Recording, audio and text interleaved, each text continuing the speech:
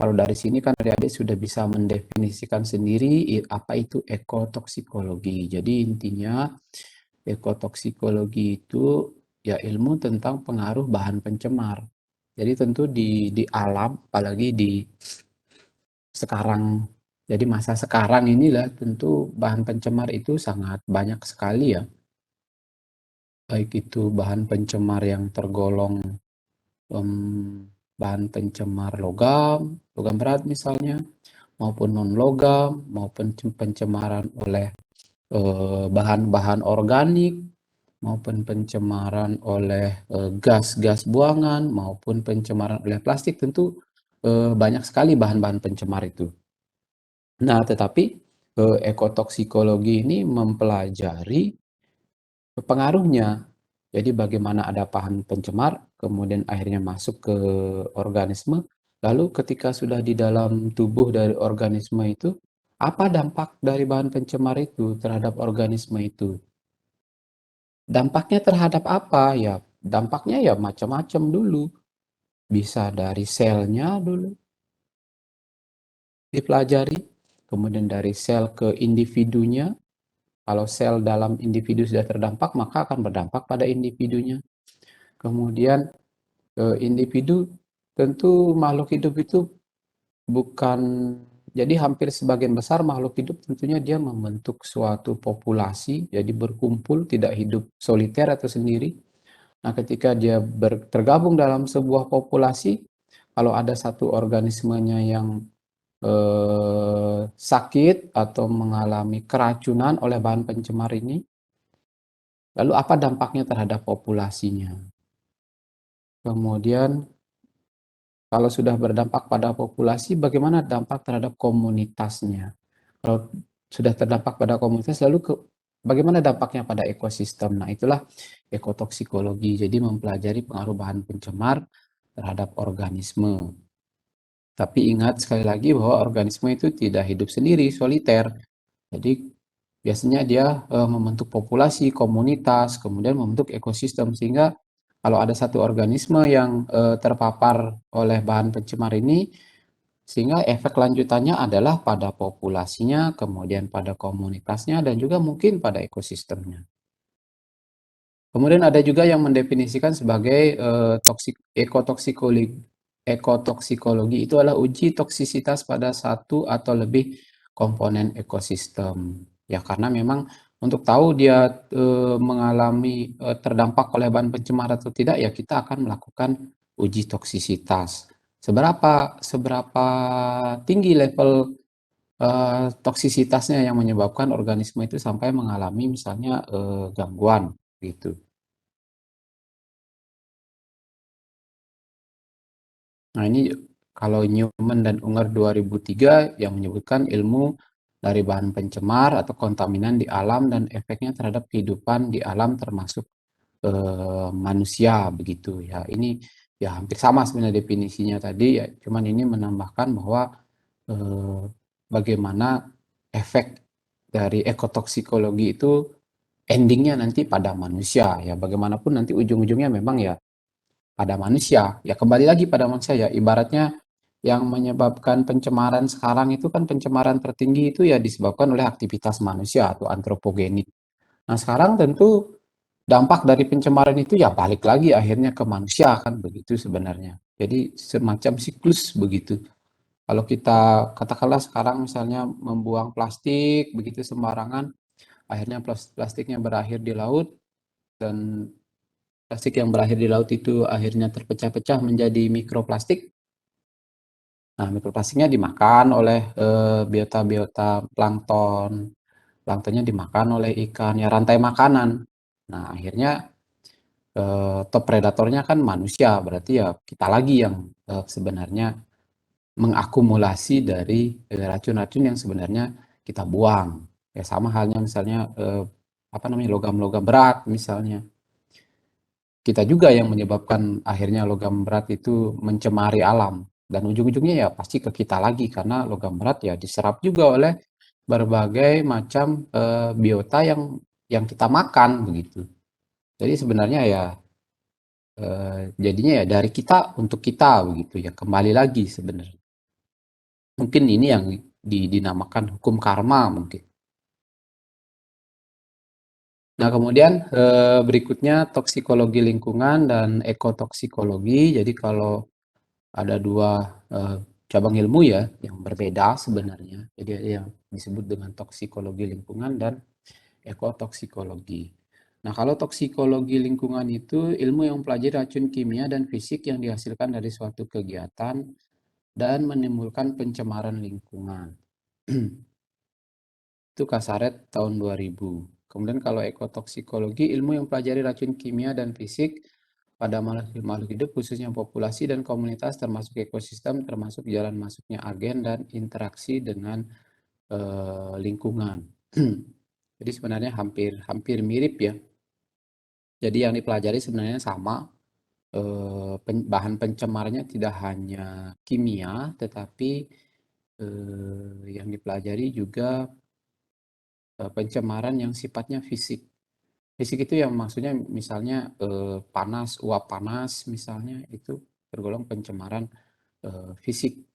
Kemudian lampu-lampu gitu sangat terang sebenarnya itu termasuk polusi juga ya. Dia sebenarnya polusi fisik, pencemaran secara fisik. Kemudian jadi kalau lingkungan ini toksikologi lingkungan ya dia memang sangat umum sekali karena menyebutkan bahwa menimbulkan pencemaran terhadap lingkungan. Jadi lingkungan ya semuanya, meliputi semuanya. Tapi kalau ekotoksikologi ini sebenarnya dia lebih khusus pada organisme. Jadi dampaknya terhadap organisme baik pada level individu, populasi maupun komunitasnya. Nah, kemudian nah di sini nah ekotoksikologi pun ada apa namanya?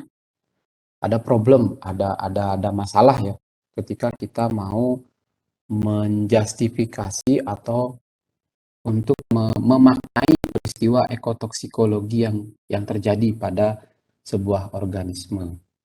Misalnya saja kalau di sini dari yang Caswell sebutkan tahun 96 ini eh, kan ekotoksikologi ini bisa terjadi dalam beberapa level atau tingkatan. Katakanlah misalnya terjadi pencemaran logam berat. Nah, ternyata pencemaran logam berat ini tentu diabsorpsi atau diserap oleh masing-masing individu. Tapi kita tahu bahwa individu itu dia tidak pernah benar-benar sendiri. Artinya dia membentuk suatu populasi misalnya. Kadang yang bisa kita amati bahwa terjadi penurunan populasi. Misalnya, terjadi penurunan populasi dari organisme yang kita lihat. Tetapi sebenarnya eh, ekotoksikologi itu sendiri tidak langsung berdampak terhadap populasinya, artinya langsung menurunkan populasinya, tetapi ternyata dia memiliki dampak terhadap individunya terlebih dahulu. Tapi yang kita lihat ternyata signifikan populasinya menurun setelah terjadinya misalnya pencemaran timbal, katakanlah terjadi pencemaran timbal, kemudian tiba-tiba terjadi penurunan misalnya populasi gastropod misalnya di sana. Tiba-tiba menurun drastis begitu. Itu kita lihat terjadi penurunan signifikan.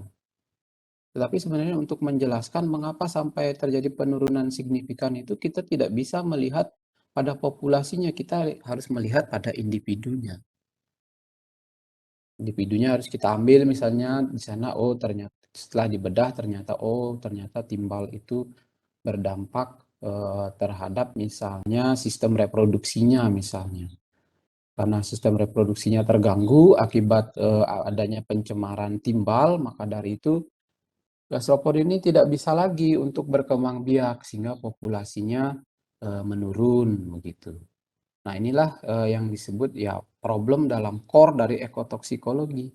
Jadi yang kita lihat, yang kita teliti populasinya menurun begitu. Tetapi untuk menjawab Kenapa populasinya menurun ini? Ya, ternyata kita perlu melihat lebih jauh atau lebih dalam ke masing-masing individunya. Ternyata apa yang menyebabkan populasi menurun itu penjelasannya ternyata ada pada individu itu sendiri, bahwa memang terjadi pencemaran pada organ-organ reproduksi yang menyebabkan dia akhirnya tidak bisa berkembang biak. Nah, itu apa namanya, yang disebut dengan problem dalam core dari ekotoksikologi, bahwa ya di sini dengan jelas sekali disebutkan bahwa proses dalam satu level. Jadi proses dalam satu level itu mekanismenya itu ternyata dimulai dari level yang ada di bawahnya, dan kemudian dampaknya itu baru terlihat pada level yang di atasnya, seperti yang tadi saya sebutkan. Yang kita lihat populasinya menurun. Kenapa populasinya menurun? Ya penjelasannya ada di level bawahnya, di individunya ternyata yang perlu kita tahu sih untuk menjawab pertanyaan mengapa populasi dalam suatu organisme itu bisa menurun gitu.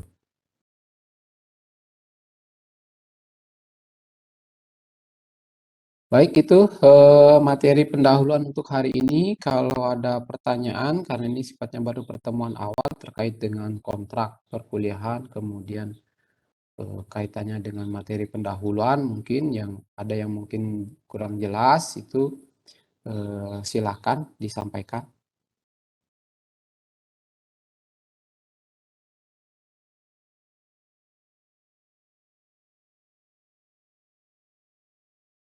Tapi ini jadwal pengganti ya hari Jumat, jadwal tetapnya hari apa ya? Saya lupa. Korma, jadwal tetapnya hari apa ya? Jadwal tetapnya hari Selasa, Pak, jam 10.30 kita. Ini jadwal pengganti. Ya, hari Selasa ya. Ya, semoga tidak ada perubahan. Yang penting di hari Selasa semua bisa, karena ada mungkin kakak tingkat yang mengambil. Jadi diutamakan di jam tersebut semua bisa mengambil. Kalau memang semua bisa ngambil, ya kita tetap di hari Selasa di jam yang sama. Ada pertanyaan terkait dengan kontrak dan materi pendahuluan tentang ekotoksikologi? Kalau tidak ada, saya cukupkan dulu sampai di sini. Jadi kita ketemu lagi minggu depan dengan bahasan ekotoksikologi pada organisme. Jadi bagaimana pengaruh bahan-bahan pencemar itu terhadap individu atau organisme.